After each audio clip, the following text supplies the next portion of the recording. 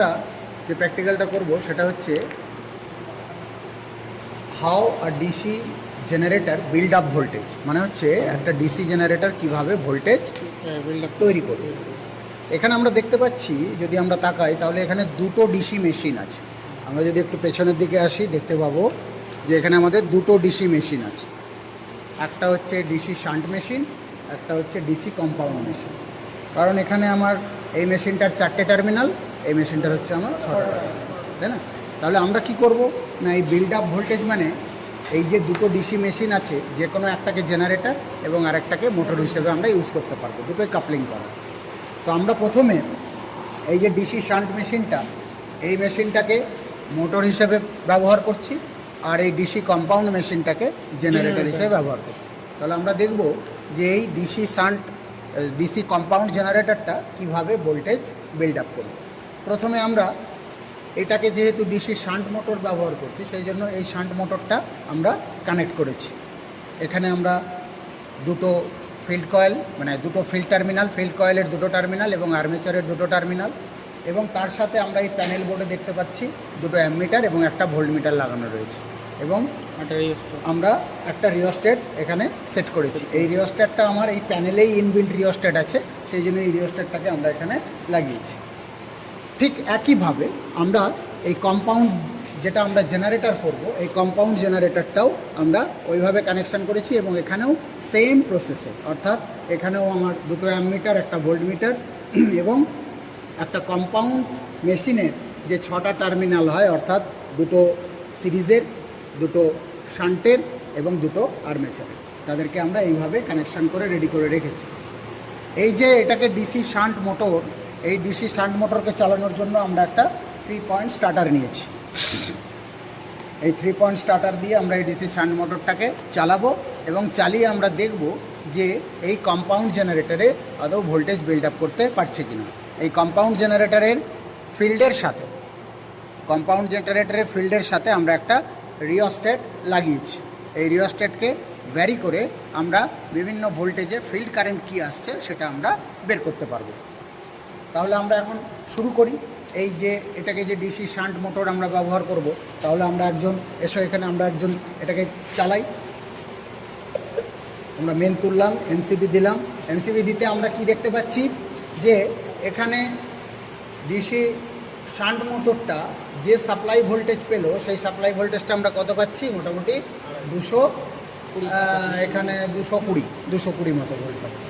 এই সাপ্লাই ভোল্টেজটা আমরা এসি থেকে, এখানে একটা রেকটিফায়ার আছে, ব্রিজ রেকটিফায়ার, এই ব্রিজ রেকটিফায়ারে আমরা এসি থেকে ডিসিতে ভোল্টেজটাকে কনভার্ট করেছি, কারণ এটা ডিসি শান্ট মোটর, অর্থাৎ এটাকে চালানোর জন্য আমরা কোন বিদ্যুৎ লাগবে, আমাদের ডিসি বিদ্যুৎ লাগবে, অর্থাৎ ডিসি সাপ্লাই লাগবে।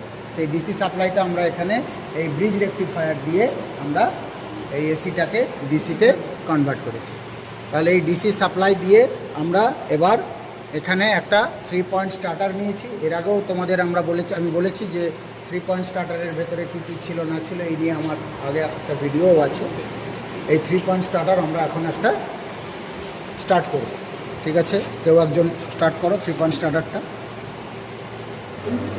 যেই স্টার্ট করলাম, আমরা যদি একটু পেছনের দিকে যাই তাহলে আমরা দেখলাম যে এখানে ডিসি শান্ট মেশিনটা রান হয়ে গেছে। ডিসি শান্ট মেশিনের সাথে ডিসি শান্ট মোটর করেছি আমরা এটাকে। এই ডিসি শান্ট মোটরের সাথে কাপলিং করে এখানে একটা ডিসি কম্পাউন্ড, এটাকে আমরা জেনারেটর, অর্থাৎ এর আর্মেচার ঘুরছে। তাহলে এর আর্মেচার যখন ঘুরছে, এর আর্মেচার থেকে ডিসি বিদ্যুৎ উৎপন্ন হয়ে আমরা ওখানে এর ডিসি বিদ্যুৎটাকে পাবো। আমরা এখানে আসি, এবার একটা মাল্টিমিটার আমাদের লাগবে।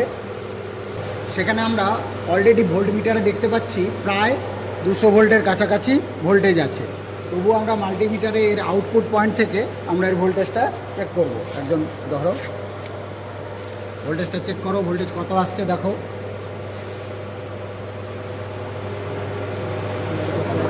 207 ভোল্ট মতো আসছে। তাহলে আমরা 207 ভোল্ট পাচ্ছি, কিন্তু ভোল্টমিটার কিন্তু আমাদের 200 কি একটু কম দেখাচ্ছে। ঠিক আছে, সেটা কোনো কারণে হয়তো এটা করছে আর কি। তো এইভাবে আমরা দেখলাম যে একটা ডিসি জেনারেটর কিভাবে ভোল্টেজ বিল্ড আপ করে। এটার বিভিন্ন কন্ডিশন আছে, অর্থাৎ এই যে ডিসি ভোল্টেজ বিল্ড আপ করে কি না সেটা আমরা এখানে তো প্র্যাকটিক্যালি দেখলাম যে ডিসি ভোল্টেজ বিল্ড আপ করছে। কোনো কারণে যদি আমাদের ফিল্ডের কানেকশান বা আর্মেচারের কানেকশান বা সানফিল্ডের কানেকশান বা সিরিজ ফিল্ডের কানেকশান এদের যদি ইন্টারচেঞ্জ কোনো সময় হয়ে থাকতো তাহলে আমাদের কিন্তু এই ভোল্টেজ ডেভেলপমেন্টটা আসতো না। বা যদি কোনো কারণে এটা যেহেতু ডিসি মিটার এগুলো, এদের যদি পোলারিটি কোনো কারণে চেঞ্জ হতো তাহলে কিন্তু এখানে আমরা যেটা দেখতে পাচ্ছি এর কিন্তু কারেন্ট ডিরেকশান আমরা কাঁটাটা কোন দিকে দেখতাম, উল্টো দিকে দেখতাম, তাহলে মাইনাসে দেখতাম, তাহলে এর পোলারিটি আমাদের ঠিকই আছে এবং আমার মোটরের ভোল্টেজও ঠিক আছে এবং জেনারেটরে আমি এই ভোল্টেজটা দেখতে পাচ্ছি।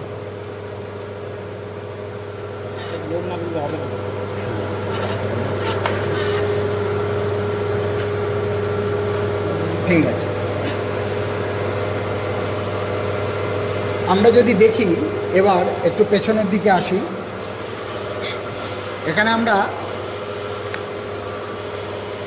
এই যে জেনারেটরটা বা মোটরটা যে জেনারেটরটাকে ঘোরাচ্ছে তার একটা ডাইরেকশন অফ রোটেশনের ব্যাপার আছে। তাহলে যে কোনো ডিসি জেনারেটর বা ডিসি মোটর, মানে DC motor in the sense supply দেবো আমি, তার ডাইরেকশন অফ রোটেশন আমরা চেঞ্জ করতে পারি। কীভাবে চেঞ্জ করতে পারি না, আইদার ফিল্ড টার্মিনাল বা আর্মেচার টার্মিনালকে চেঞ্জ করতে। এখানে যে ডিরেকশন আমরা দেখতে পাচ্ছি এটা কোন ডিরেকশনে হচ্ছে, অ্যান্টি ক্লকওয়াইজ ডিরেকশন। কোন দিক থেকে আমরা দেখব সবসময়, ড্রিভেন এন্ড থেকে, অর্থাৎ কোন এন্ড থেকে আমি চালাচ্ছি। এই ড্রিভেন এন্ড থেকে আমি দেখব যে আমার মোটরের ডাইরেকশন অফ রোটেশন কী হচ্ছে। এই রোটেশনটাকে আমরা ক্লকওয়াইজ করে দিতে পারবো কীভাবে, এই মোটরেরই যদি আমি ফিল্ড ওয়াইন্ডিং বা আর্মেচার ওয়াইন্ডিংয়ের টার্মিনালকে যদি চেঞ্জ করে দিই তাহলে আমি কিন্তু এর ডাইরেকশন অফ রোটেশনও চেঞ্জ করে দিতে পারবো। ঠিক আছে, তো এইভাবে একটা DC generator voltage build up করতে পারে। ঠিক আছে, তো আজকের প্র্যাকটিক্যাল এইটুকুই, তোমরা এবার একটু নিজেরা এটাকে প্র্যাকটিস করো।